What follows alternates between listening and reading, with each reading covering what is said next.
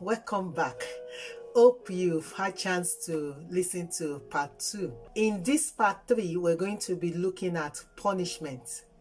We've established the definition of discipline in part 1, and we've talked a lot about what discipline is all about in part 1 and part 2. In this part 3, we're going to be looking at punishment. What exactly is punishment? Is it good to apply punishment instead of discipline? We're going to be looking at that today. And what are the repercussions of punishment on our children? We'll be looking at that today again as well.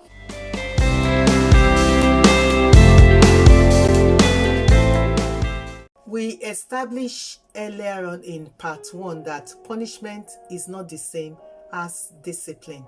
Punishment is more to do with physical, as spanking, eating, causing pain. So when we cause pain or eat our child, that is punishment. Punishment sometimes focuses on past misbehavior and offer little or nothing to help the child behave better in future.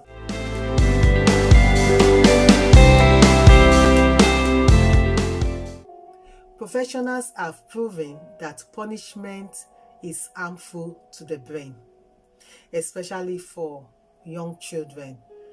Neurologists have told us that our brain have 3 parts. We have the part that control the body functioning, and the part of the brain that control our emotions, and the part of the brain that control our thinking. We're also told that when we apply discipline, positive discipline, because there are negative discipline as well. I think the negative discipline is more to do with punishment. Discipline invokes the thinking part of our brain, while punishment invokes the emotional part of our brain.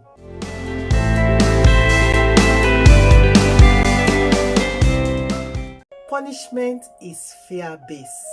When you think you're disciplining your child and you didn't realize it's punishment, when your child starts showing that they are fearful, they are timid, they are becoming very emotional, that's telling you that you are actually punishing the child. You are not disciplined. So as we've seen here, that punishment invokes the emotional part of the brain. So punishment is not discipline at all.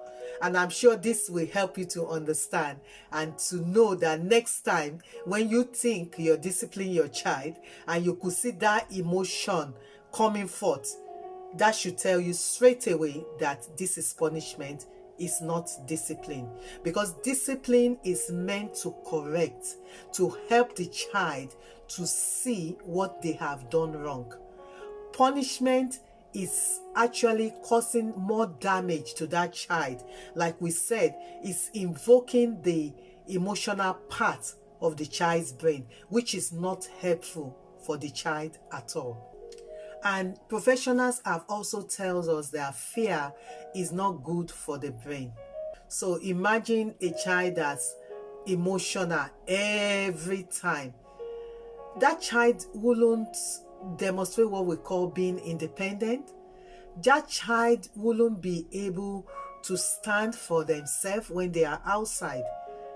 So fear, as we know in the Bible also tells us that fear has a torment. Fear torments. So, and that's the last thing we want for our children. We don't want where we are thinking that we're disciplined and not knowing that we're invoking punishment on them and then causing them to be emotionally damaged, emotional every time, that they can't stand to be independent. And that's not what we want. We want our child to be able to be independent.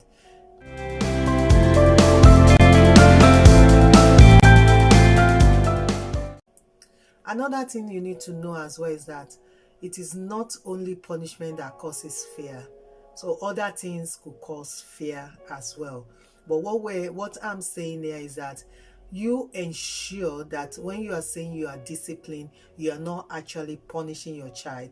That is now creating fear in your child. When your child starts being fearful, let's say for example you call your child and they are showing that they are fearful, and that's also telling you that they are afraid. They are afraid that you're going to punish them. So this is what we don't want. We don't want our child to just be fearful unnecessarily when they don't have to be fearful.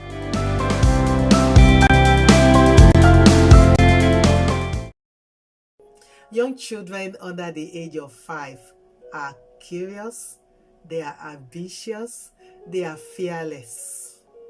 They do not know much about safety.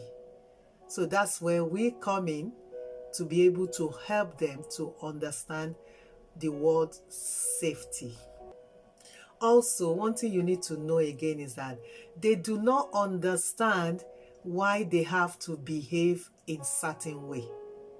So that's where we come in to help them to understand why it is good for them to exercise good behavior, good acceptable behavior. Young children under 5, they don't follow what we call reasoning. They don't follow what we call reasoning at all. The other thing you need to know again is children under, most especially when they are under 3, is the time of their great cognitive, emotional, and social development. That's where we come in to help them to develop in the right way in these 3 areas.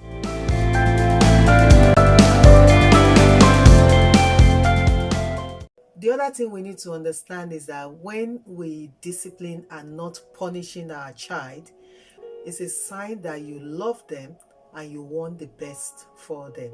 So if we don't want them to be exhibiting fear or to damage their emotion, then we wouldn't apply punishment.